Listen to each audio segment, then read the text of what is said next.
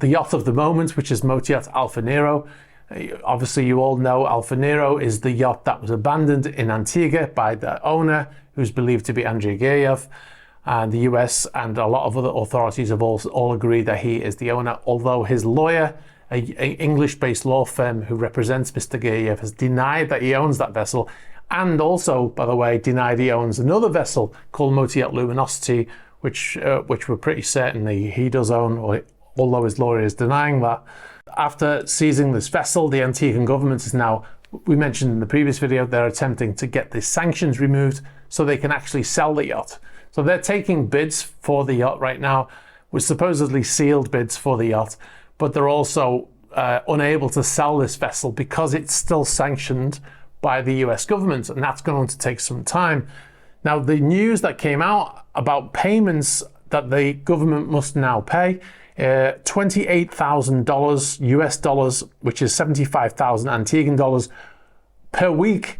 This is just to maintain the crew salaries on board, which is 112,000 US dollars a month, or 300,000 Antiguan dollars a month.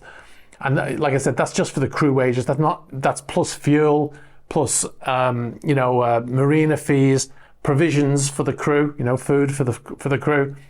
So there's a lot of money there. Now, how do I know these figures? The Prime Minister himself, Gaston Brown, was actually on radio talking about this in Antigua, and he's the one who actually gave out those figures. Now, he also said that, this is why I said supposedly sealed bids. He also said that they've had offers. The port manager, he referred to the port manager has had offers for the vessel of up to $60 million. Now, if it's a sealed bid, it seems odd that people are going out and saying, well, we've had this much offered. More likely is that if you are interested in buying this vessel and you hear that $60 million has been bid, you're more likely to, if you really want it, you're going to think, okay, then I need to bid over $60 million, right? Now, it's possible they've had a bid for $60 million, but it's also possible that it's just being said to increase what they're likely to get for this vessel. Like I said, of course, they cannot sell the vessel currently, as we showed in a previous video, where the government actually said that unfortunately we can't sell it because it's still under sanctions.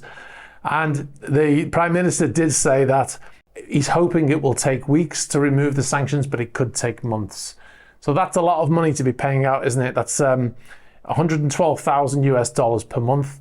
And there's a lot of uproar in Antigua right now because there are a lot of hospitals and stuff like that where they don't have a lot of money, and a lot of them are complaining that this money is going to a yacht when they have other things that need it more.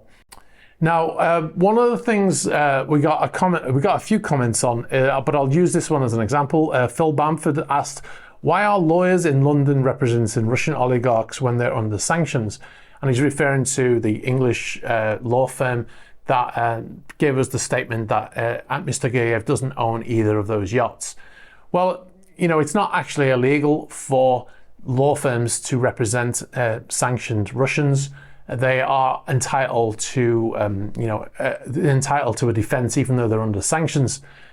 I don't know how it's going to affect those law firms. On the other hand, the fact that they are representing sanctioned Russians, should I say, I can't imagine it will have a positive effect. It's hardly going to be on their list of prestige clients if they have one on their website. But some of these law firms are just about the money, and they're not really concerned where that money comes from. We'll move on to our main story, and this is about more sanctions being added to Mr. Usmanov, Mr. Elisha Usmanov. So Elisha Usmanov, he is the owner of the largest super yacht in the world by volume, and that is Motor Yacht Dilbar. Now, the stats on Dilbar will blow you away.